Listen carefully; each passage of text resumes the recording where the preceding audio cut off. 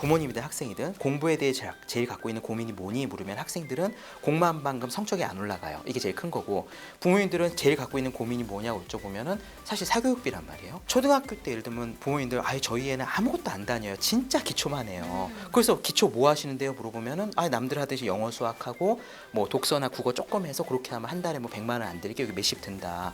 그렇게 학원을 다니면은 이 아이가 혼자 공부하는 방법은 모르고 그러다가 중학교 고등학교 올라가면 학원비는 점점 커지는데 아이는 그걸 공부할 이제 혼자 공부할 능력이 없고 그러다가 수능 안 돼서 재수하거나 기숙학원 가면 한 달에 이게 몇백 수준이잖아요. 그러니까 이게 눈덩이 불듯이 부는 거예요. 대기자 TV. 그러면 작가님께서 생각하시기에는 홍콩으로 공부를 해야지만 재미를 느낀다라고 생각을 하시는 건가요? 제일 효율적인 방법. 제일 효율적인 방법. 네네. 다른 방법도 있을 수는 있긴 한데 학원을 다니지 말라 이런 말씀이 전혀 아니고요. 내가 부족한 부분이 있어요. 근데 이 부족한 부분을 빨리빨리 물어서 그 부분에 대한 해답을 얻을 때 학원을 다니거나 과외를 하면은 내가 이 부분을 빨리 물어서 해결할 수가 있으니까 좋은 거죠. 근데 그러려면 학원을 다닐 때도 자기 주도적인 목적이 있어야 되는 거예요. 내가 고전 문학이 약해. 아무리 봐도 고전 문학 부분이 내가 그러니까 구멍인 것 같아. 그럼 이거를 메꾸기 위해 교과서는 왜냐하면 산발적으로 흩어져 있으니까 이 부분을 메꾸기 위해서 그 부분에 대한 인강을 듣거나 아니면 그 부분에 특강 학원을 다닌다든가 그러면서 그 부분을 메꾸는 거예요. 그러니까 메꾸고 나면은 이제 고전 문학에 대해서 예를 들면 옛날 고어라든가 내가 이런 어느 정도 이제 마스터가 된 것 같아. 그럼 이제 다시 내 삶을 돌아서 내 공부를 하는 거죠. 어쨌든 목표의식이 있어야 되겠네요. 네. 갈 때. 그렇죠, 그렇죠. 내가 무엇이 부족한지 알고 그걸 채우려 가는 게 있어야 되는 거죠. 그냥 마치 국영수 학원을 매일매일 뭐 이렇게 출근 도장 찍듯이 듣는 게 아니라 부모님들도 많은 분들이 모르시는 것 같아요. 공부의 이 원리, 이 부분에 대해서 많이 간과를 하시는 것 같더라고요. 제가 이제 학부모님들 대상으로 강의를 하거나 하면은 전 질의응답을 되게 많이 받아요. 거의 뭐 이제 시간만 허락하는 무한히 받는데 잘 모르시는 경우가 안타깝게도 굉장히 많아요. 그렇죠. 제 생각에는 본인들이 공부를 안 해보셔서 그런 것 같아요. 열정들이 있으시잖아요. 그래서 부모님들이 학생들을 공부를 시켜요. 시키고 나서 옆에서 예를 들면 어머니 아버지가 아이가 공부 안 자고 공부할 때까지 옆에서 나는 드라마를 보면서 졸음을 쫓아요. 이렇게 하는 게 아니에요. 아이는 부모를 따라하게 되어 있단 말이에요. 부모님들이 되면 직장 다니시거나 뭐 하거나 아니면 자격증이든 취미든 내가 해야 될 공부가 있잖아요. 네네. 아이한테 넌 공부하고 나는 내 공부하는 거야 하고 내가 실제로 공부하는 모습을 보여주고 내가 공부를 하다 보면 이게 암기가 안 됐는데 요렇게 책을 덮고 내가 설명을 해보니까 암기가 퍼펙트하게 되네. 요걸 찾아보니까 문제는 내가 다 맞네. 요걸 느껴보면은 혼자 하는 공부에 대한 확신이 생기시죠. 그렇겠네요. 확신이 생기면은 아이가 학원을 안 나간다고 할 때 혼자 해본다라고 할 때 불안해하거나 아니면은 이 학원 저 학원을 서너 달 만에 조장하듯이 빨리빨리 뽑아서 옮기지 않는 일들이 이제 생겨나는 거예요. 저는 이런 케이스 되게 많이 봤어요. 엄마가 아이가 중학교 뭐 고등학교 이런데 엄마가 대학원에 다녀. 그래서 아이한테 솔직히 너무 미안하다. 내 공부하느라 아이를 제대로 못 챙겼다. 그런데 그런 케이스 아이들은 대학을 잘 가요. 그리고 하지 말아야 될 건 애 공부시키고 나 드라마 보고 너를 위해 나 드라마 보고 있다. 이런 거는 완전 반대. 이렇게 하면 안 돼요. 그 공부가 아이의 공부가 아니라 엄마의 공부라는 걸 아이가 알아요. 내 공부가 아니야. 엄마의 공부를 내가 대신해 주는 거야. 이런 느낌이기 때문에 이 자기 공부가 일단 쉽진 않잖아요. 이게 힘든데 이거를 버틸 힘이 안 생겨요. 부모님이든 학생이든 공부에 대해 제일 갖고 있는 고민이 뭐니 물으면 학생들은 공부만큼 성적이 안 올라가요. 이게 제일 큰 거고, 부모님들은 제일 갖고 있는 고민이 뭐냐고 여쭤보면은 사실 사교육비란 말이에요. 초등학교 때 예를 들면 부모님들 아예 저희 애는 아무것도 안 다녀요. 진짜 기초만 해요. 그래서 기초 뭐 하시는데요 물어보면은 아 남들 하듯이 영어 수학하고 뭐 독서나 국어 조금 해서 그렇게 하면 한 달에 뭐 100만 원 안 들게 여기 몇십 든다.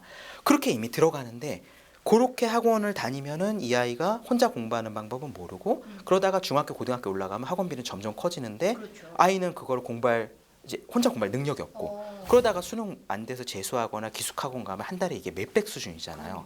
그러니까 이게 눈덩이 불듯이 부는 거예요. 근데 부모님들이 그거를 기다리지 못하고 혹은 혼자 하는 공부가 얼마나 중요한지를 인지하지 못하고 그냥 학원 다니고 어떻게 하다 보면 되겠지라고 생각을 하면 나중에는 감당하기 힘들 정도로 커지는데 그래서 성과가 나오면 그나마 다행이지만 그렇지 못한 케이스도 많으니까요. 학부모님들이 학생의 그 학원비나 이런 사교육을 엄청 투자하고 고민을 많이 하시는 분들께 제가 아이가 뭐가 되길 원하시냐라고 물었을 때 그래도 아이가 인서울대학은 들어가서 뭐 자리 잡고 먹고 살 수는 있게 해줘야죠. 이 말을 듣는데 굉장한 충격을 받았어요. 그걸 위해서 이렇게까지 고민하고 이렇게 힘들어하고 돈을 엄청 투자하고 그 과정에서 아이와 되게 싸우고 엄마 아빠의 관계가 흐트러지고 이걸 이렇게 해야 되나라는 생각 들었을 때 굉장한 충격을 받았어요. 그럼 그렇게 생각하시는 분이 굉장히 많으신가요? 학부모님 중에? 네, 많이 있어요. 물론 아이가 공부를 더 잘해서 아이가 뭐가 되길 원하시냐 그러면 뭐 의사가 됐으면 좋겠어요. 뭐 법조인이 됐으면 좋겠어요. 오케이. 그러면 공부를 많이 시키는 거 이해가 되는데 그게 아닌 경우들도 되게 많아요. 그냥 우리 아이가 그래도 이름 있는 대학 정도는 이름 있는 회사 정도는 꼭 막 탑클래스가 아니라 근데 인생을 더 길게 보면은 여기 학원에 투자할 그 돈 시드머니를 차라리 갖고 있다가 아이가 나중에 대학을 마칠 때쯤 대학원을 가고 싶다고 해. 혹은 나중에 정신을 차려서 뭘 하고 싶다고 해. 혹은 공부엔 취미가 없는데 아이가 나중에 창업을 하고 싶거나 그럴 수가 있잖아. 그럼 이 시드머니를 거기에다가 투자해 줄 수가 있는데 이렇게 우리 아이한테 최소한의 걸 해주지 않으면은 먹고 살지 못할지도 모른다라는 두려움이 있는 거예요. 그러면 이런 분들께는 구체적인 방법 몇 가지를 좀 소개해 주신다면요. 우선 첫 번째로 가장 중요한 거는 부모의 역할이 뭔지 아셔야 돼요. 많은 역할들이 있잖아요. 근데 첫 번째 역할은 뭐 밥 챙겨주고 요거 제외하고 첫 번째 역할은 정서적인 지지예요. 그러니까 아이를 사랑해주고 보듬어주는 게 부모가 해야 될 가장 큰 역할인데 이거를 잊으시는 분들이 많이 있어요. 아이의 성적에 너무 매몰되다 보니까 학원 다녀라 숙제했니 넌 왜 이 모양이라고 싸운단 말이에요. 그럼 이때 아이는 부모에게서 정서적 지지를 전혀 느끼지 못해요. 그러면 부모와 관계가 멀어지면은 부모가 어떤 조언을 해도 안 들어가요. 그래서 아이가 성적은 떨어질 수도 있고 올라갈 수도 있고 얼마든지 그럴 수 있으니 성적이 떨어지건 올라가건 나는 엄마는 너를 아빠는 너를 지지한다. 이게 첫 번째. 요게 일단 된 상태에서 그 부모와 아이의 관계가 잘 유지된 상태에서 그 다음에 여러 가지들을 할 수 있어요. 이게 무조건 바탕이 돼야지 다음 단계. 이거 안 되면은 오히려 역효과가 나죠. 반대죠. 예, 공부를 하라 그러면 안 하는 방향으로 튀겠죠.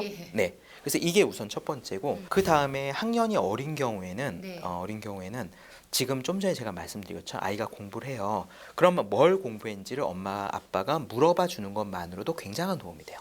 너 오늘 뭘 공부했니? 아, 그 챕터구나.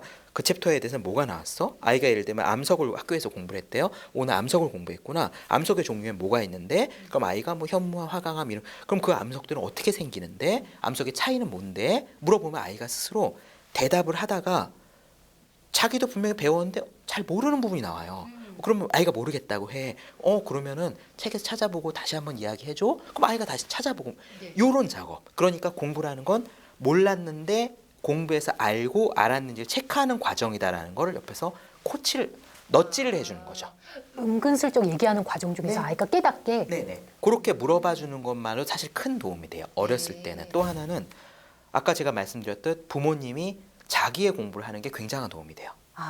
그게 무엇이든지. 네. 왜냐하면 아이의 속성은 부모를 따라하는 게 아이의 속성이에요. 어릴수록 더 그렇죠. 그리고 부모와 정서적 유대가 끈끈할수록 더 그래요. 그럼 부모가 너 공부하는데 아빠 엄마도 지금 내가 해야 될 공부가 있어. 아빠 이거 중요한 공부야. 그리고 이 공부가 나한테 왜 중요한지를 아이한테 이야기를 해줘요. 지금 이걸 자격증을 시험보면 아빠가 회사의 승진에 도움이 되는데 회사의 승진이 되면은 같은 시간을 일하고도 아빠가 더 많은 책임과 권한을 지고 더 많이 급여가 있고 그럼 더 많이 이거를 이해를 해야 돼요. 이걸 계속 설명을 해주면서 공부를 하는 게 실제로 이렇게 도움이 되고 이런 게 있구나를 들으면은 아이도 이게 공부를 하면 나중에 나한테 어떻게 도움이 돼? 이것이 형성이 되거든요. 부모의 영향력이 절대적이라고 보세요? 굉장히 크죠. 저는 굉장히 크다고 생각하고 아이를 믿어주는 것도 굉장히 크고 그 믿음이 되게 중요해요. 너는 잘할 거야. 너는 잘할 수 있어. 믿고 기다려줘. 근데 아이들은 눈치가 굉장히 빠르단 말이에요. 너는 잘할 수 있어. 믿어줘라고 얘기하지만 석 달 지나면 무슨 학원 가볼래? 이렇게 얘기하면은 아이는 알죠. 엄마가 나면 일관성이 있어야 돼요. 네네, 그럼요. 그러니까 부모는 그러려면은 참고 기다려야죠. 그러니까 큰 아이가 되려면 부모가 오래 기다려야 된다는 말이 있잖아요. 아이들에게 부모님들이 제일 관심 갖는 거, 예를 들면 초등학교 오면은 성적을 관심 많이 가지잖아요.